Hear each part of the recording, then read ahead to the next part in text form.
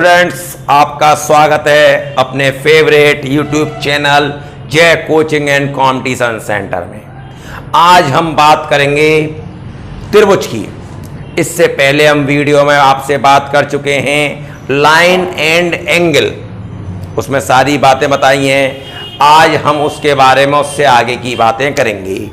Congruent होता क्या है? सर्वांग सम, जिसके सभी अंग समान हो। आपसे बात हुई थी ट्रायंगल है, ट्रायंगल में 3 भुजाएं और 3 कोण होते हैं। तो सर्वांग सम कब होगा? जबकि 6 भाग आपस में बराबर हों। मतलब 2 ऐसी आकृति जिसमें भुजाएं भी बराबर हों और एंगल भी बराबर हों। सर्वांगम सम का एक उदाहरण लेते हैं। जैसे ये देखिएगा, ये 50 के नोट हैं। देखिएगा, इनका साइज भी एक सा है, जो एक दूसरे को पूर्ण रूप से ढक लिया। देखिए, एक के ऊपर एक पूरा आ गया। तो ये क्या है? ये सर्वांग सम है, जिसके सभी अंग एक दूसरे को ढक लें, उसे हम सर्वांग सम कहते हैं। जैसे और भी आप उदाहरण ले सकते हैं। जैसे ये 10 के 2 सिक्के, देखिएगा, देखने में भी एक से हैं, शेप एंड साइज, इसकी त्रिज्या भी आपस में बराबर है, एक ही साइज के वृत्त बने हुए हैं। तो वो आकृति जो एक दूसरे को ढक ले, उसे हम क्या बोलते हैं? सर्वांग सम। यहां पर बात आती है त्रिभुज की। अब ये 2 त्रिभुज हैं, ए बी सी, और एक ये त्रिभुज है पी क्यू आर। ये इसके बराबर, ये इसके बराबर और ये इसके बराबर, और ये एंगल भी आपस में इक्वल हैं।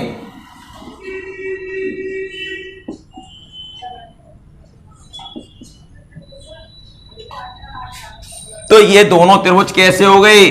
सर्वांग सम। यदि मैं इसको एक के ऊपर एक ढकना चाहूं तो कैसे ढका जाएगा? ये बन गया।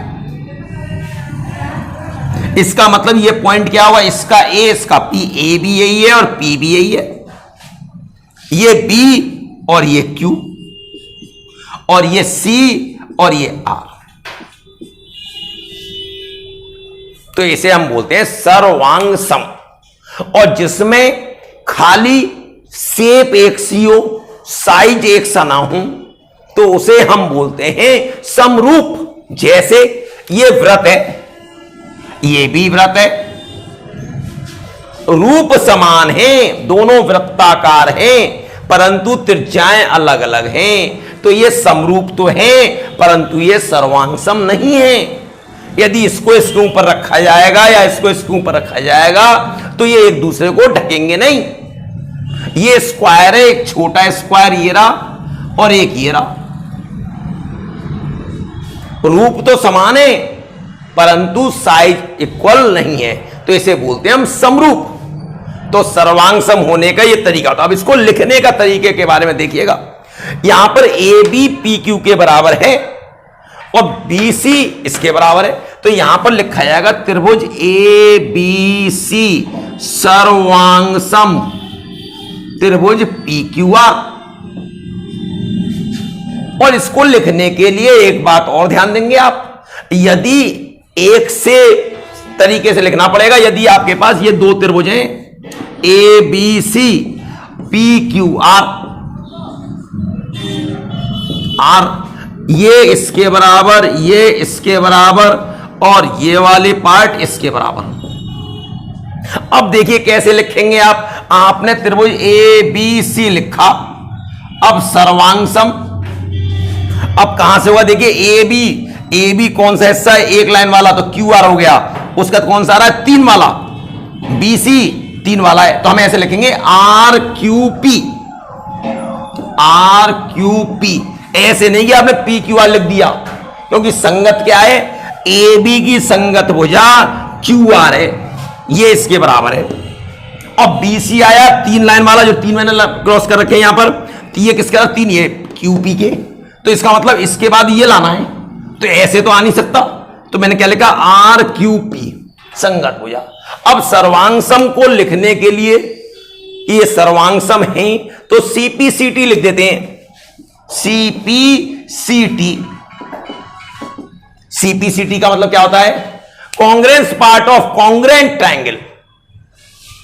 कॉन्ग्रेंस पार्ट ऑफ, इसको शॉर्ट फॉर्म में ही लिखने का तरीका है, आपको बुकों में मिलेगा। तो इस प्रकार से हम लिख सकते हैं। इसके बाद बात इससे आगे बढ़ती है कि दो त्रिभुजों के सर्वांगसम होने के क्या क्या प्रतिबंध होते हैं, क्या क्या रिलेशन, किस प्रकार से पहचानेंगे ये सर्वांगसम है कि नहीं है। आपके लिखे हुए हैं, पहला कि यदि दो भुजा बराबर हो, बीच का कोण बराबर हो, दो भुजा और बीच का कोण, देखिएगा ये दो भुजाएं, ये त्रिभुज ABC PQR, दो भुजा, ये भुजा इसके बराबर और ये भुजा इसके बराबर, और ये एंगल इसके बराबर है, तो ये दोनों त्रिभुज कैसे होंगे? सर्वांगसम होंगे। लेकिन होना कौन सा चाहिए? पक्का रिलेशन होना चाहिए कि दोनों के बीच का कोण। यदि आपने ऐसे लिख दिया SSA या ASS, ये हो सकता है, नहीं हो सकता, लेकिन ये पक्का होगा कि SAS, दो भुजा और उसके बीच का कोण हो सकता है। आपको ऐसे नहीं हो सकता था ABC और ये PQR, ये भुजा इसके बराबर, ये भुजा इसके बराबर और ये एंगल बराबर है, तो ये कैसा हो गया? सर्वांगसम। ये पहला प्रतिबंध होता है। उसके बाद अब सर्वांगसम का मतलब आपके दिमाग में तुरंत आ रहा होगा कि सर्वांगसम जब भी हम कह रहे हैं तो भले दो भुजा और एक कोण बराबर दिखलाया, इसका मतलब बाकी दो कोण और भुजा भी बराबर हो रही होगी, क्योंकि सर्वांगसम का प्रतिबंध ये होता है। सर्वांगसम का मतलब यही होता है कि तीनों भुजाएं, तीनों संगत भुजाएं आपस में बराबर हो जाएंगी और तीनों कोण बराबर हो जाएंगी। इसी से हम पकड़ ले। अब कोण भुजा कोण, अब ये है ABC और PQR। जरा इस बात पर ध्यान से समझिएगा। R, अब कोण, ये कोण इसके बराबर, ये कोण इसके बराबर और ये भुजा बराबर है, तो ये दोनों त्रिभुज कैसे होते हैं? सर्वांगसम। एक ही आधार पे बने हुए दोनों कोण आपस में कैसे हैं? आपस में बराबर, मतलब बीच में भुजा आनी चाहिए, दोनों ओर एंगल से घिरा हुआ है। अब आप सोचिए, जब ये कोण आपस में बराबर हैं तो ये भुजा भी आपस में बराबर हो जाएंगी, ये कोण बराबर है तो ये भुजा बराबर हो जाएंगी, तो तीनों कोण और तीनों भुजाएं आपस में बराबर हो गए। विचार करिए, जब ये कोण इसके बराबर, ये कोण इसके बराबर, तो तीसरा कोण स्वयं ही बराबर हो जाएगा, तो तीनों कोण भी बराबर हो जाएंगे, तीनों भुजाएं भी बराबर हो जाएंगी। तो सेकंड प्रतिबंध क्या आया? कोण भुजा और कोण। तीसरा प्रतिबंध क्या होता है? तीसरा प्रतिबंध होता है भुजा भुजा भुजा। एक त्रिभुज की तीनों भुजाएं दूसरे त्रिभुज की तीनों भुजाओं के बराबर हो तो वह दोनोर त्रिभुज सर्वांगसम होते हैं। ये रहा ABC और PQR। अब यहां पर लिखने का तरीका देखिएगा, ये भुजा इसके बराबर, ये भुजा इसके बराबर ले ली और ये वाली भुजा इसके बराबर, तीनों भुजाएं बराबर हो गई। पक्की बात है, जब तीनों भुजाएं बराबर होंगी तो संगत इनके जो कोण होंगे वो भी बराबर होंगे, तभी तो एक दूसरे को ढक लेंगे। मतलब तीनों कोण और तीनों भुजाएं बराबर होती है, लेकिन इन प्रतिबंधों से हम पता कर लेते हैं कि ये त्रिभुज सर्वांगसम है। तो देखिएगा इसको लिखने का तरीका, त्रिभुज ABC लिख लिया सीधे, सर्वांगसम। अब देखिए ABC लिखा मैंने, AB सिंगल लाइन है, ये रही, फिर कौन सी है? सेकंड, दो लाइन। तो पहले सिंगल फिर डबल, तो हमें कैसे लिखेंगे? त्रिभुज QPR, क्योंकि देखिए QP AB एक बराबर है, एक एक। अब डबल BC, पहले इन दोनों में देखा, ये रहा, फिर इन दोनों में देखा, ये देखो PR, BC दो डैश वाली, तो PR दो डैश वाली। अब तीसरी यहां से यहां तक, ये इसके बराबर है QR की। इस प्रकार से हम देख के लिखते हैं ध्यान से। चौथी बात आती है, ये तीन प्रतिबंध हुए, चौथा प्रतिबंध हमारा आता है कि यदि एक समकोण त्रिभुज हो, समकोण त्रिभुज, दो समकोण त्रिभुज हैं, ये रहे ए बी और ये सी, और दूसरा समकोण त्रिभुज ये रहा। अब ये भी 90 का और ये भी 90 का।